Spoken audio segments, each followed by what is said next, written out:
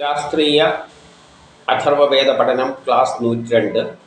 ഇന്ന് നമ്മൾ നോക്കുന്നത് കാണ്ഡം 4 അനുഭാഗം 5 സൂക്തം 25 ഇവിടെ സൂര്യൻ്റെയും വായുവിൻ്റെയും പരാക്രമങ്ങളെല്ലാം വിവരിക്കുന്നത്. കഴിഞ്ഞ ഇന്ദ്രൻ്റെ ആണെങ്കിൽ ഇതിൽ സൂര്യൻ്റെയും വായുവിൻ്റെയും എല്ലാം. കാരണം നമ്മുടെ കർമ്മത്തിലെല്ലാം പങ്കെടുക്കുന്ന ചില ശക്തിവിശേഷങ്ങളാണ് സൂര്യനും വായുവും. സൂര്യൻ നമ്മളെ കർമ്മങ്ങൾക്ക് പ്രേരിപ്പിക്കുന്നുണ്ട്. സൂര്യനും ചന്ദ്രനും നമ്മളുടെ ഇട പിങ്കള എന്നീ നാടുകളിലൂടെയെല്ലാം സഞ്ചരിച്ചുകൊണ്ടാണ് നമ്മളെ കർമ്മത്തിലേക്ക് പ്രേരിപ്പിക്കുന്നത്. അത് ഉദയവുമായിട്ടും അസ്തയുമായിട്ട് സൂര്യൻ്റെ പ്രത്യേക പൊസിഷനുമായിട്ടെല്ലാം ബന്ധപ്പെട്ട് കിടക്കുന്നുണ്ട്. അതിൻ്റെ പിന്നിലുള്ള സയൻസാണ് ജ്യോതിഷം. അപ്പോൾ അതിനെപ്പറ്റിയെല്ലാം ഇവിടെ പറയുന്നത്. അതേസമയം നമ്മളെ ജീവൻ നിലനിർത്തുന്നതിനുള്ള ശ്വാസം ഈ വായുവാണ് അതിൻ്റെ പിന്നിൽ വർത്തിക്കുന്നത്. അപ്പോൾ സൂര്യനും വായുവും കൂടിയിട്ട് ആണ് നമ്മളെ കർമ്മങ്ങളിലേക്ക് പ്രേരിപ്പിക്കുകയും നമ്മളെ മുന്നോട്ടേക്ക് നയിക്കുന്നതും.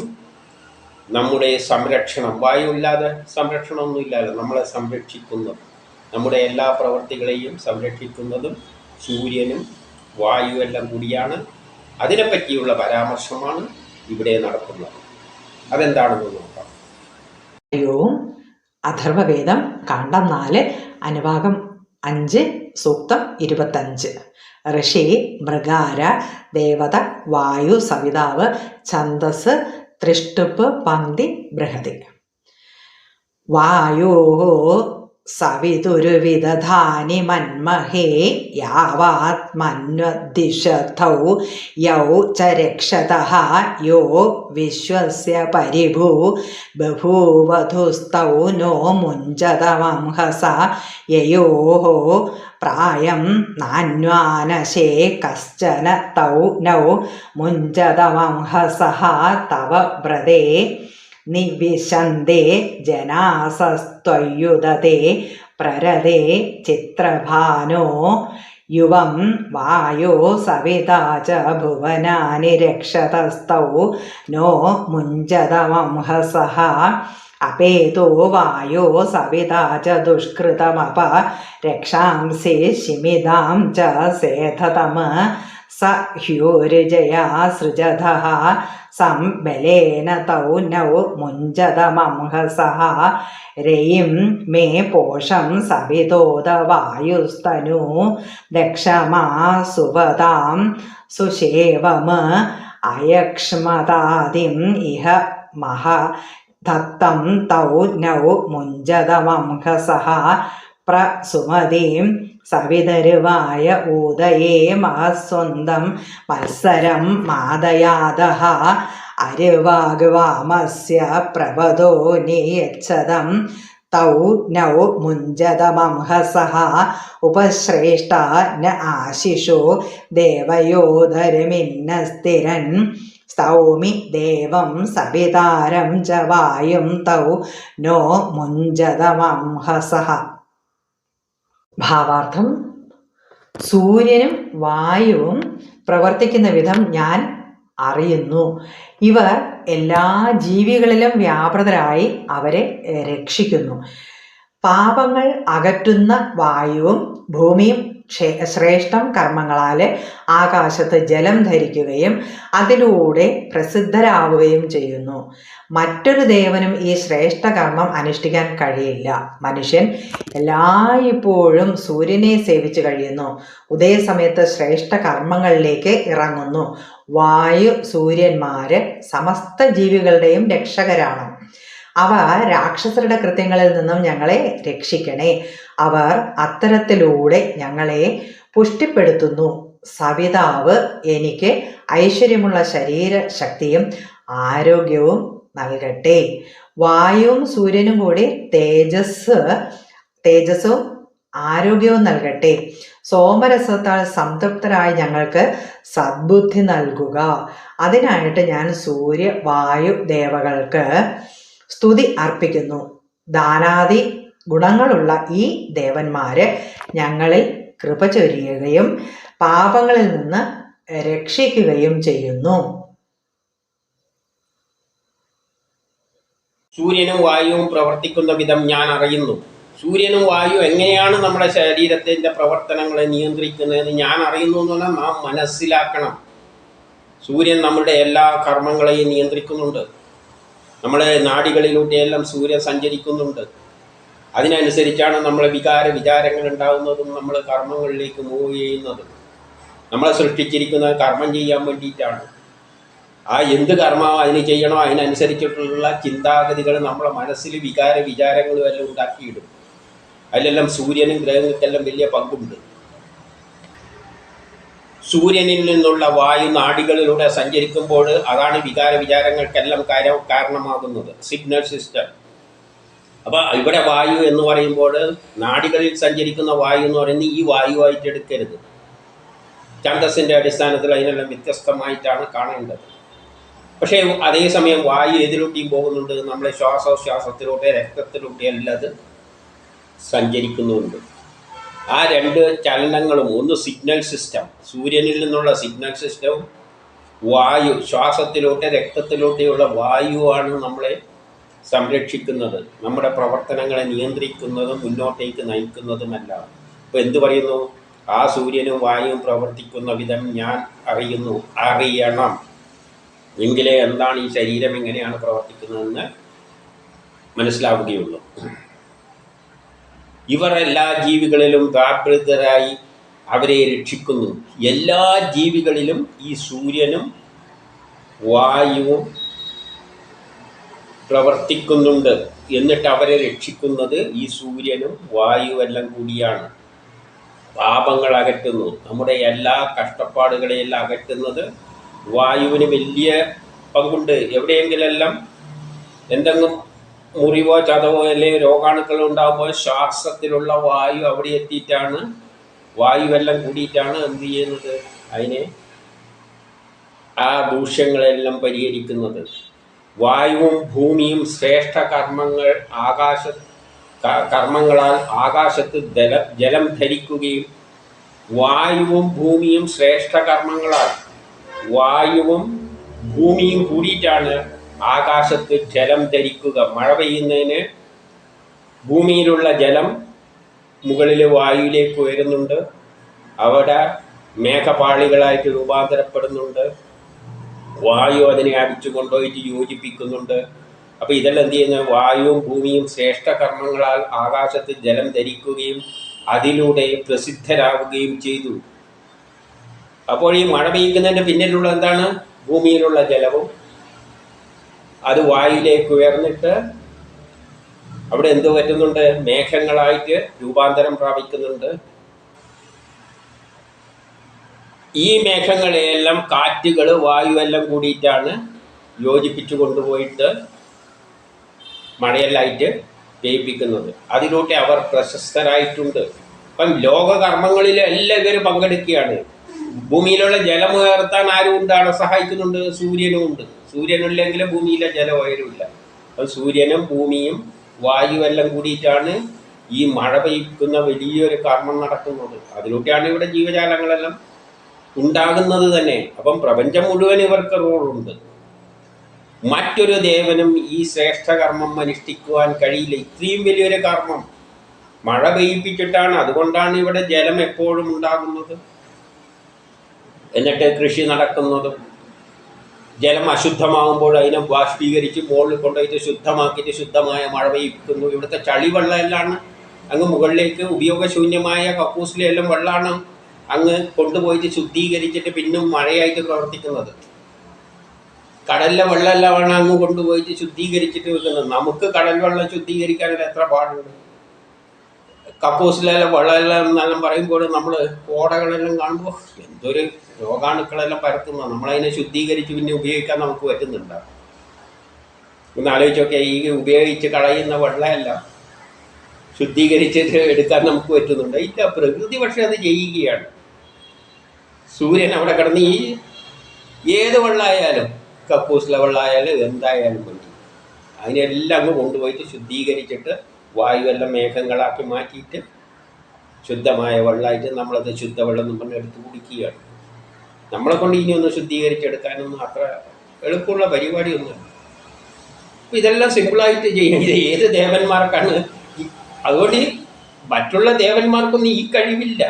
സൂര്യനും വായുവിനും ഭൂമിയും ജലവും എല്ലാം കൂടിയിട്ടാണ് ഈ വലിയ കർമ്മങ്ങൾ ചെയ്യുന്നത്. മനുഷ്യരെല്ലായ്പ്പോഴും സൂര്യനെ സേവിച്ചു കഴിയുന്നു. അപ്പോൾ ഈ സൂര്യനുണ്ടെങ്കിൽ നമുക്ക് നിലനിൽപ്പുള്ളൂ. അതിന് പിന്നെ വ്യാഖ്യാനമൊന്നും വേണ്ട. ഉദയസമയത്ത് ശ്രേഷ്ഠ കർമ്മങ്ങളിലേക്ക് ഇറങ്ങുന്നു. നമ്മൾ ഉദിക്കുമ്പോഴാണ് ശ്രേഷ്ഠ കർമ്മങ്ങളിലേക്ക് സൂര്യനാണ് നമ്മൾ വിളിച്ചു കൊണ്ടുപോകുന്നത്. സൂര്യൻ ഉദിക്കുമ്പോൾ വേദങ്ങളിൽ പറയുന്നത് കാണാം, ഇന്ദ്രനന്ദിയെയും എല്ലാ പക്ഷികളെയും അവരെ കർമ്മത്തിലേക്ക് വിളിച്ചിട്ട് ഓരോ സ്ഥലത്തേക്ക് കൊണ്ടുപോകും.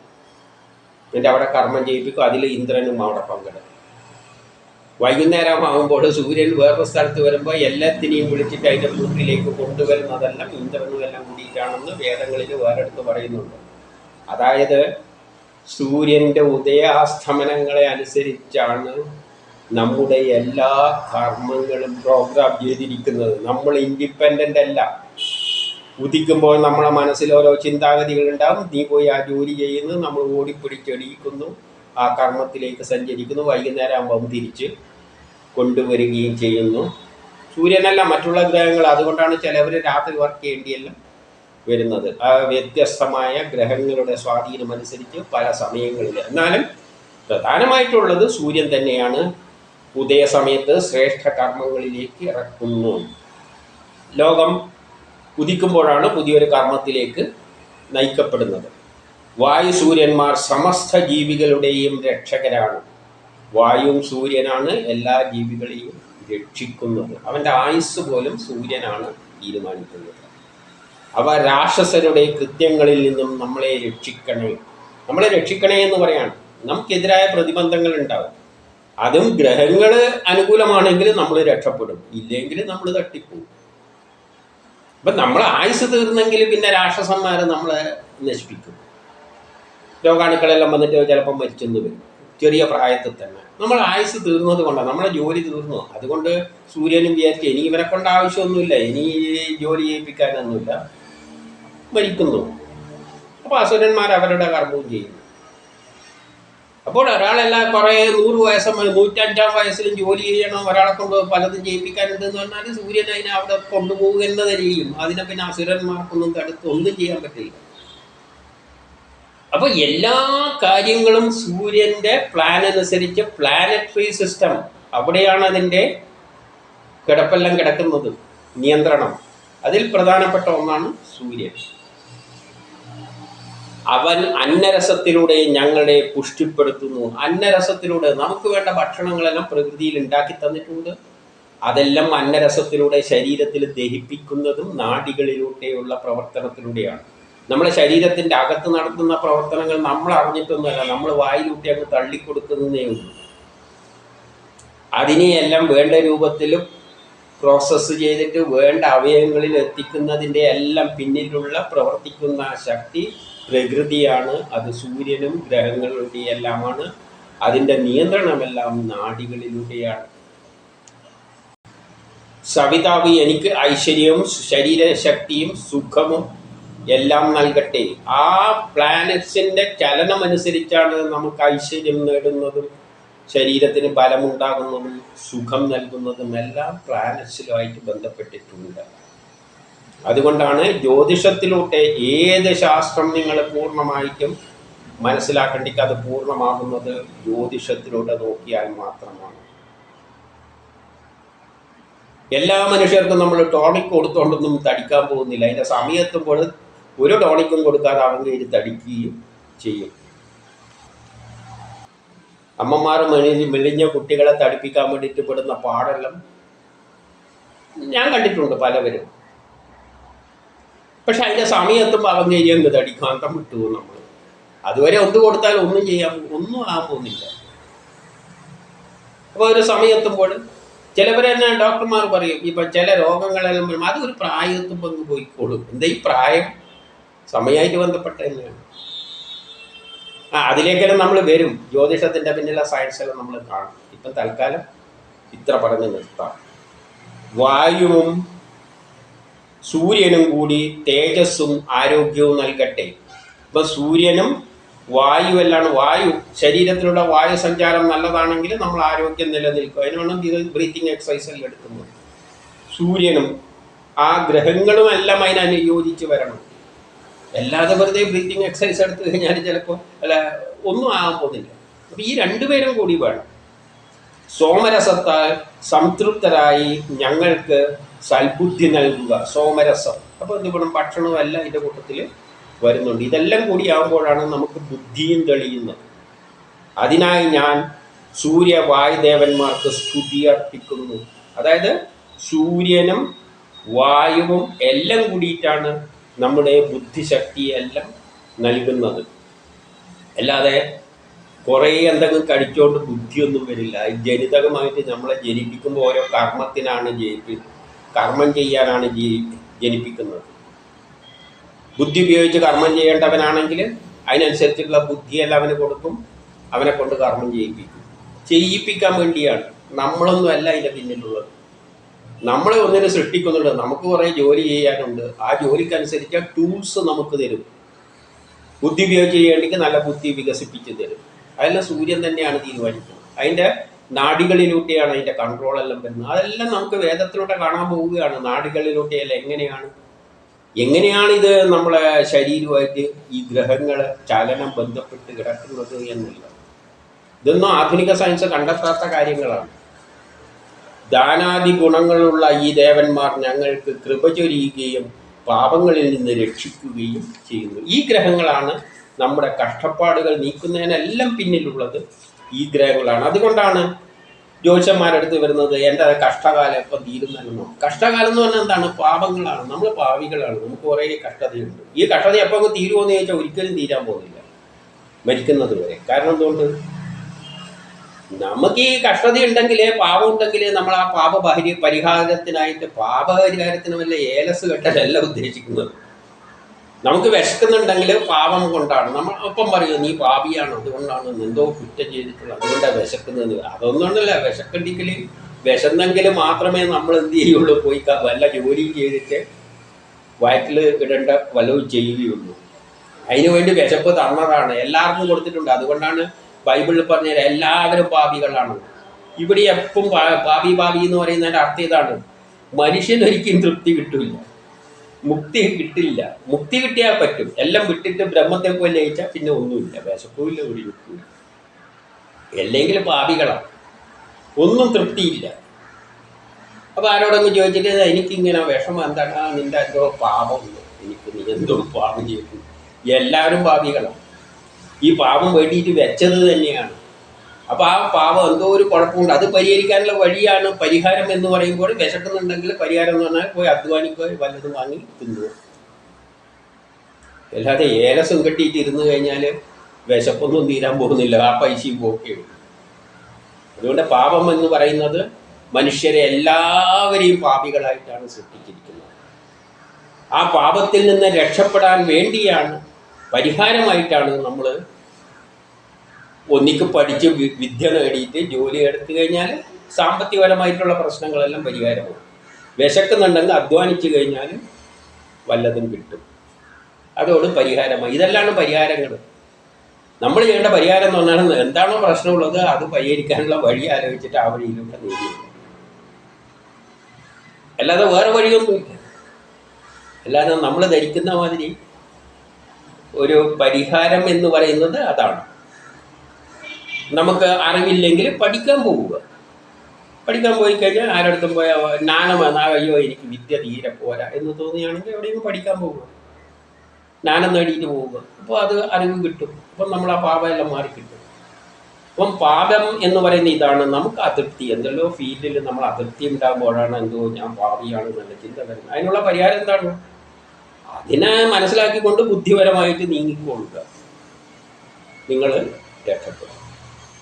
അല്ലാതെ പാപം എന്നത് ഒരാൾക്ക് മാത്രമില്ല, എല്ലാവരും പാപികളാണ്. കാരണം മനുഷ്യനെ അങ്ങനെയാണ് സൃഷ്ടിച്ചിരിക്കുന്നത്. അതുണ്ടെങ്കിൽ മാത്രമേ ഒരു അതൃപ്തി, തൃപ്തിയില്ലായ്മ ഉണ്ടെങ്കിലേ മനുഷ്യൻ കർമ്മം ചെയ്യുകയുള്ളൂ, ആ പ്രശ്നത്തിൽ നിന്ന് മറികടക്കുകയുള്ളൂ. അങ്ങനെയുള്ള ശ്രമത്തിൻ്റെ ഫലമായിട്ടാണ് നമ്മൾ ഇന്ന് റോക്കറ്റുകൾ ഉണ്ടാക്കുന്നതും വിമാനങ്ങൾ ഉണ്ടാക്കുന്നതും വേഗം സഞ്ചരിക്കാനുള്ള വാഹനങ്ങൾ ഉണ്ടാക്കുന്നു. ബഹിരാകാശത്ത് പോയി താമസിക്കാനുള്ള സൗകര്യങ്ങളെല്ലാം തിരക്കുന്നു. ഇതെല്ലാം ചെയ്യുന്നത് എന്തുകൊണ്ടാണ്? രോഗങ്ങൾ വരുമ്പോൾ പുതിയ പുതിയ മരുന്നുകൾ കാണാൻ ശ്രമിക്കുന്നത് എന്തുകൊണ്ടാണ്? ഇങ്ങനെ പ്രശ്നങ്ങൾ ഉണ്ടാകുന്നു. പ്രശ്നം ഉണ്ടാകുമ്പോൾ അതിൻ്റെ പരിഹാരവും നമ്മൾ അധ്വാനിച്ച് ബുദ്ധിപരമായിട്ട് കണ്ടെത്തിക്കൊള്ളും. അതേ വഴിയുള്ളൂ. ബുദ്ധി ഉപയോഗിച്ച് നമ്മൾ മുന്നോട്ടേക്ക് പോവുക, അധ്വാനിക്കുക. ബുദ്ധിയും ശരീരശക്തി ഉപയോഗിച്ചുകൊണ്ട് നമ്മളെ പ്രശ്നങ്ങൾക്ക് പരിഹാരം കണ്ടെത്തിക്കൊള്ളുക. അതിന് നയിക്കുന്നത് സൂര്യനും വായു ഇത്തരം ഗ്രഹങ്ങൾ എല്ലാമാണ്. നമ്മളെ കൊണ്ട് അത് ചെയ്യിപ്പിക്കുകയും ചെയ്യും.